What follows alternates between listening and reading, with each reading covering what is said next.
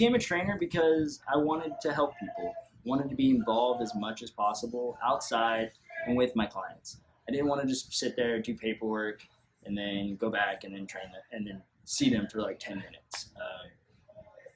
It was something that I knew I'm a very hands-on person. The more you give me to do actively, the better I am, the more I excel. And that kind of ties in with why I became an SGX coach. I did my first race, and all I wanted to do was Spartan. That was it. I knew right away. I did my first race, and I was terrible. Oh, I was terrible. And I was out of shape, all that stuff. Signed up for a sprint, super beast. And my beast was Tahoe. When I did Tahoe right before it, I signed up for my SGX certification. And I knew that's what I wanted to do for the rest of my life. That I want to be in this field. I want to be helping people. I love their mission. Get 4 million people off the couch. That is my mission. I want to get everyone that says, I can't do that, to do it. Because anyone can do it. If I can do it, you can do it. That's what I hold true to today.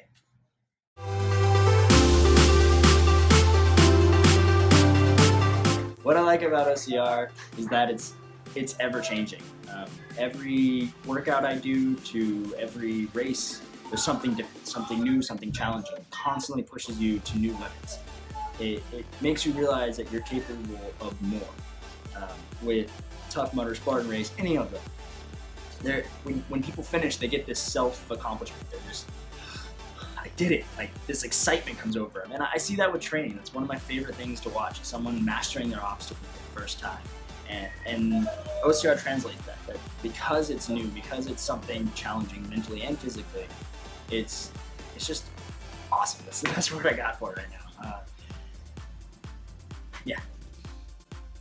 All right. My goals for Spartan racing is to master the endurance parts, or not even master it. I don't think that's even possible, but I want to be really good at them. I want to know that in my life there's nothing that will stop me, can stop me. Starting my first hurricane heat in Castaic in a couple weeks. I'm super excited about that, and I know it's going to be one of many, many more. I'm going to do the Hurricane 12 after that. My future goal is to get to the Agoge.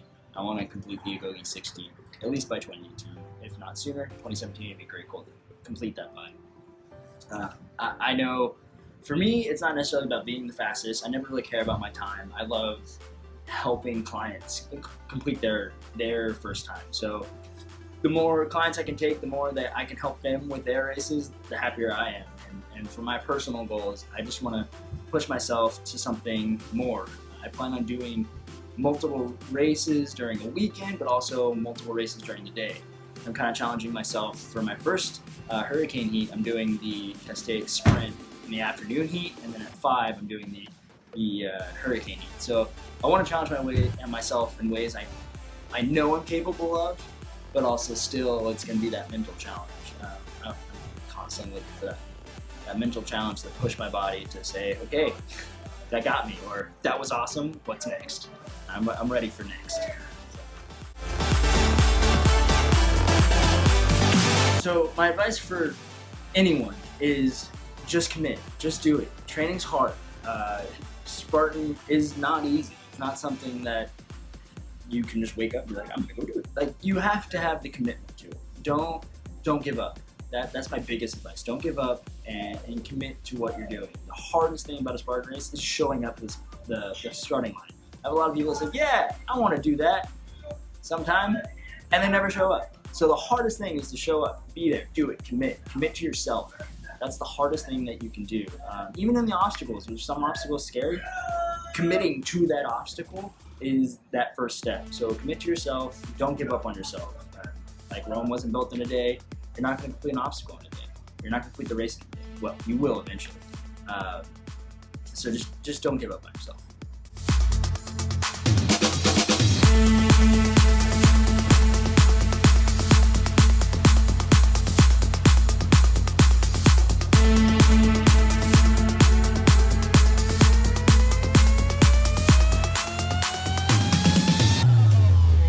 My favorite obstacle actually is the Bucket Brigade. It's everyone's least favorite obstacle, but that's my favorite because it is one of those ones that it just sucks. It's a bucket. There's a lot of weight in it. You got to carry it until your back is screaming at you.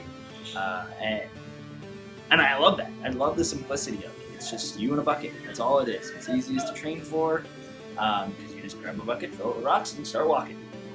And it's fun to see. And I like to push myself, not put the bucket down during a race, see how far I can go, and to know that I did it. I filled it past the line. I didn't throw it on my shoulder. I didn't do the things you're not supposed to. I did it the right way. I love that challenge. And I love the rope climb. It's just my favorite because it's the easiest to learn, and I feel just awesome being swinging from the rope.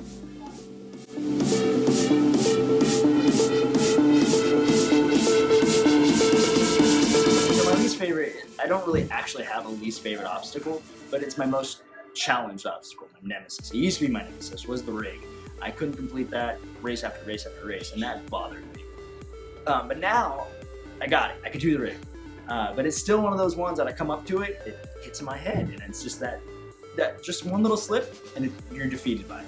And that's why I find it the most challenging, because you have to constantly think.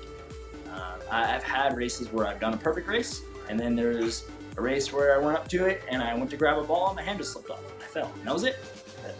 And that's, to me, why it's the most challenging. But I love it because it's so dynamic. You have the bar, the rings, the ropes, all these different things into one obstacle. And it's fun to train for.